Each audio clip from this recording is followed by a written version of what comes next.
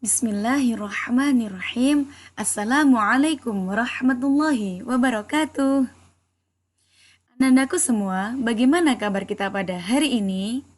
Semoga kita selalu dalam keadaan sehat dan dalam perlindungan Allah Subhanahu wa taala.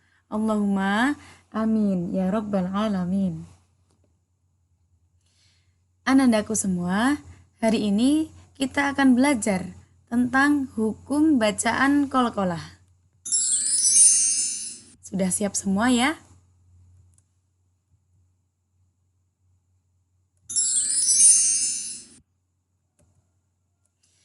Bismillahirrahmanirrahim. Konsen. Baiklah, kita mulai. Hukum bacaan qalqalah. Qalqalah secara bahasa berarti bergetar atau memantul. Sedangkan secara istilah, qalqalah adalah memantulkan atau menggetarkan suara ketika membaca kalimat atau kata atau lafal yang terdapat huruf qalqalah berharokat sukun atau mati, atau sukun karena wakaf atau diwakafkan.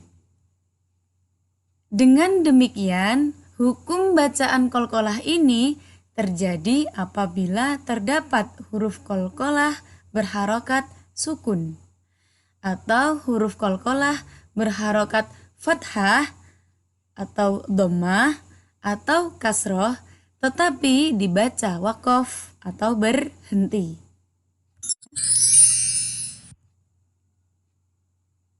Huruf qalqalah ada 5 ya. Jadi huruf qalqalah itu ada 5, yaitu qaf, ta, ba, jim, dal, yang biasanya kita istilahkan dengan jadin atau qotbu jadin, atau bisa juga dengan baju di toko.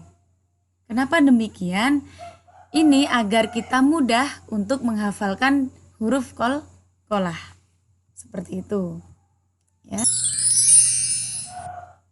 Hukum bacaan qalqalah dibagi menjadi 2, yaitu yang pertama adalah qalqalah sughra, yang kedua adalah qalqalah kubra. Keterangannya adalah 1.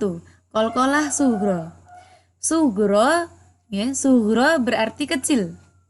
Qalqalah sughra adalah apabila ada huruf qalqalah benar-benar bersukun asli atau asli mati, atau bersukun di tengah-tengah kalimat atau kata atau lafal. Cara membacanya yaitu dengan pantulan yang tidak terlalu kuat atau ringan atau tipis. Contoh daripada qalqalah sughra adalah sebagai berikut. Lam yalid, ya, jadi tipis saja pantulannya. Lam yalid. Yang kedua adalah yaqta'una, yaqta'una, ya. Lam yalid disebut dengan bacaan qalqalah sughra karena lam yalid ini adalah sebab ada dal berharokat sukun di tengah kalimat, ya. Sedangkan yang kedua adalah, contoh yang kedua adalah yaqta'una disebut dengan qalqalah sughra adalah sebab ada qaf berharokat sukun di tengah kalimat. Itu adalah contoh dari qalqalah sughra. Baiklah, yang kedua adalah qalqalah kubra.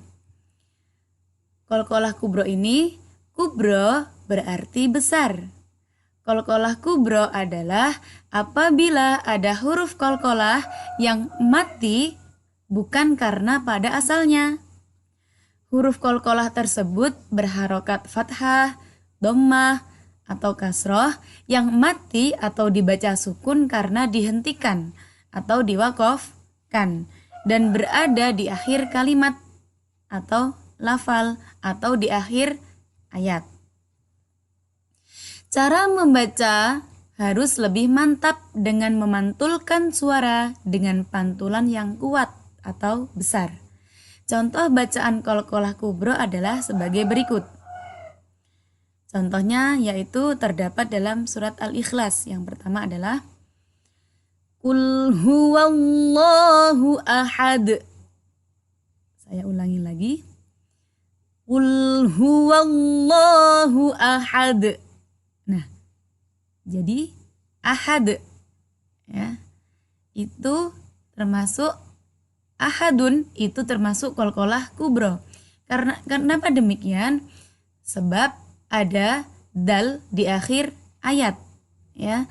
Jadi yang digaris bawahi warna merah atau kata yang berwarna merah itu ya, lafal yang berwarna merah itu huruf dal termasuk salah satu dari huruf qalqalah ya, yang qotok bujadin tadi, qaf ta ba jim dal. Jadi cara membacanya adalah qalqalah kubro tersebut dipantulkan dengan pantulan yang kuat atau besar ya.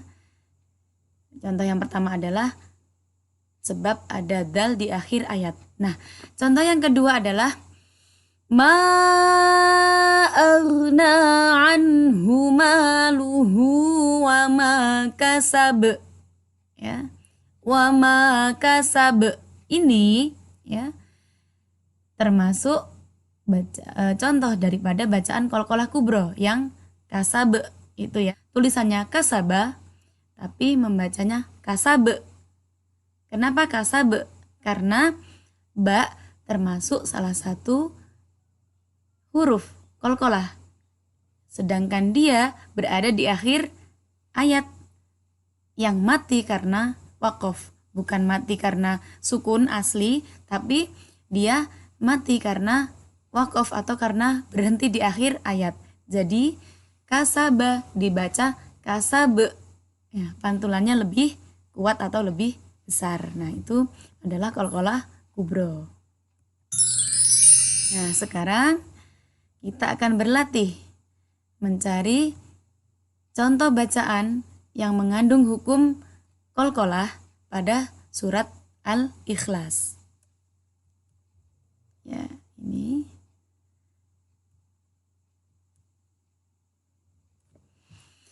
Bismillahirrahmanirrahim. Qul huwallahu ahad. Allahus samad. Lam yalid wa lam yulad. Wa lam yakul lahu kufuwan ahad. Nah, dari surah Al-Ikhlas ini ada termasuk bacaan qalqalah. Nah, yang bertuliskan dan bergaris bawah berwarna merah itu adalah contoh bacaan qalqalah kubro. Ya, qalqalah besar ya, qalqalah kubro. Sedangkan yang berwarna biru ini dan bergaris bawah biru, warna biru, ini adalah contoh bacaan qalqalah sughro. Ya. Oke, kita kupas. Di sini kenapa disebut dengan bacaan qalqalah kubro atau sughro? Baiklah. Ahadun ya. Ahadun, dal termasuk huruf qalqalah. Ahadun, dal yang awalnya berharokat dhammatain ya, karena dia berada di akhir ayat tadi qul huwallahu ahad ya. Ahadun menjadi ahad ya, seperti itu. Jadi dia mati, dalnya menjadi mati karena diwaqafkan atau berada di akhir ayat. Kemudian bacaan yang kedua, as-samadu termasuk qalqalah kubro. Kenapa demikian? Karena sebab ada dal di akhir ayat. Allahus samad tadi ingat. Jadi dal termasuk huruf qalqalah, sedangkan dia berada di akhir ayat yang mati atau sukun karena kan, atau terletak di akhir ayat. Jadi dia tulisannya as-somadu karena di akhir ayat, terletak di akhir ayat, yang mati karena waqaf menjadi as-somad. Membacanya, pantulannya dibaca dengan pantulan yang keras atau kuat. Kemudian yalid. Nah, ini yalid, ya, termasuk qalqalah sughra. Sebab ada dal berharokat sukun terletak di tengah kalimah. Ya.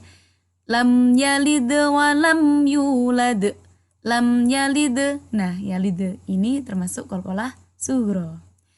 Lanjut, yulad. Ya, lam yalid wa lam yulad. Ini termasuk bacaan qalqalah kubra. Kenapa demikian? Karena atau sebab ada dal terletak di akhir ayat. Lanjut, ahadun wa lam yakul lahu kufuwan ahad. Nah, ahadun ini termasuk qalqalah kubra. Kenapa demikian? Sebab ada dal di akhir ayat, ya. Ada dal di akhir ayat. Sedangkan ini dal ini termasuk huruf qalqalah, dan dia dal ini di sini berharokat dhammatain karena dia terletak di akhir ayat. Jadi dia mati karena waqaf, bukan mati asli karena sukun, tapi mati karena waqaf, maka disebut bacaan qalqalah kubra. Sehingga cara membacanya, pantulannya harus dibaca dengan pantulan yang kuat. Alhamdulillahirabbil alamin. Demikianlah tadi penjelasan tentang hukum bacaan qalqalah. Ya. Semoga ilmu yang kita pelajari pada hari ini dapat membawa manfaat dan barokah dunia akhirat untuk kita semua. Dan apabila dalam menjelaskan tadi mungkin ada kekurangan, saya pribadi mohon maaf yang sebesar-besarnya. Terima kasih. Mohon maaf juga apabila saya punya salah yang saya sengaja atau tidak sengaja. Sekian dari saya. Apabila ada kurang lebihnya mohon dimaafkan. Wallahul muwaffiq ila aqwamit thariq. Wassalamualaikum warahmatullahi wabarakatuh. Terima kasih anak-anak yang hebat semua.